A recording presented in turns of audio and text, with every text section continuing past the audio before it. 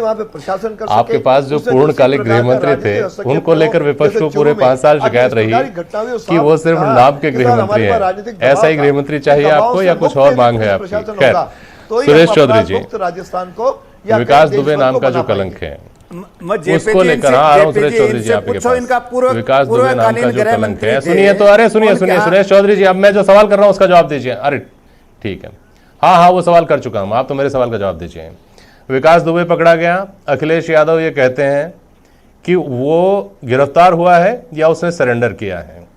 मायावती खामोश हैं, 15 साल तक वो उसका आदमी रहा, वो चुप्पी साध कर बैठी हुई हैं। आपकी पार्टी कहती है कि सरकार के साथ फिक्सिंग है इसलिए वहां जाकर सरेंडर करवा दिया। कम से कम गैंगस्टर्स के मामले में जो हमारे समाज को दीमक की तरह चाट रहे हैं, इनके मामले में तो राजनीति से परे बात होनी चाहिए सुरेश चौधरी जी, और राजनीति को इनसे परे भी हो जाना चाहिए। चौधरी साहब।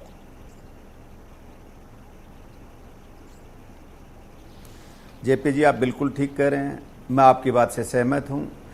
पूरे देश के कहीं भी जो भी गैंगस्टर हों, इस तरह की गैंग बना के जो समाज के कीड़े के रूप में या किसी भी प्रदेश में हो, चाहे देश के किसी कोने में हो, ये घटनाएं करने वाले आदमियों को सख्त से सख्त सजा देनी चाहिए। किसी भी पॉलिटिकल पार्टी का इन पे आशीर्वाद नहीं होना चाहिए, ये बात मैं आपकी सहमत हूं, सहज इसको स्वीकार करता हूं। नहीं होना चाहिए। मैं आपकी बात के अंदर ही मैं ये बताना चाहता हूं, बिल्कुल ठीक बात है महेंद्र चौधरी साहब। नहीं, बिल्कुल इनको आशीर्वाद नहीं होना चाहिए, बिल्कुल कतई नहीं होना चाहिए।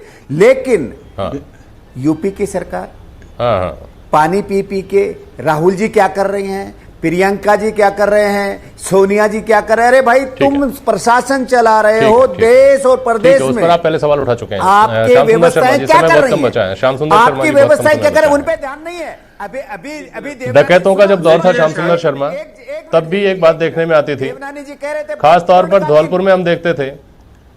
मैं श्याम सुंदर जी से सवाल कर रहा हूं, आप सुनिए सुरेश चौधरी साहब। श्याम सुंदर जी, जब डकैतों का दौर था तब भी हम ये सुना करते थे कि जातीय प्रश्रय उनको मिला करता था और वो अपनी जाति का संरक्षण किया करते थे। पिछले कुछ अरसे में कई घटनाएं और कई कुख्यात नाम ऐसे उभरे जिनके पीछे उनका समाज, पता नहीं उनका समाज अलग कैसे है बाकी समाज से, समाज तो सारा एक होता है, उनका समाज उन गुंडों के पीछे खड़ा था। ये कितना मुश्किल करता है समाज का जीना, और ये खासतौर पर सोशल मीडिया ने उन लोगों को हीरो बनाना बहुत आसान कर दिया है। हाथ में बंदूक लेते हैं, फोटो जज्बा करते हैं और युवाओं के लिए हीरो बन जाते हैं। समाज के लोग पीछे खड़े हैं।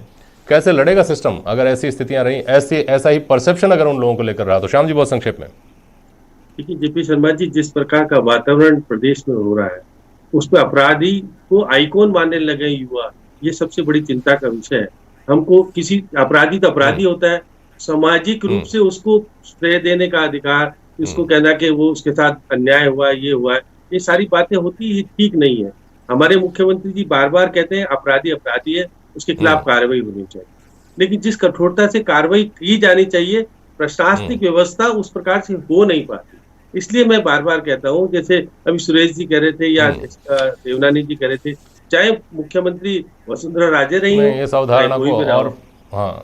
और पिछले बाद में की पहले की बात भी की जाए तो ये सारी चीजें, बेरू सिंह जी भी हुआ करते थे, हरदेव जोशी भी हुआ करते थे, तो उनकी सिस्टम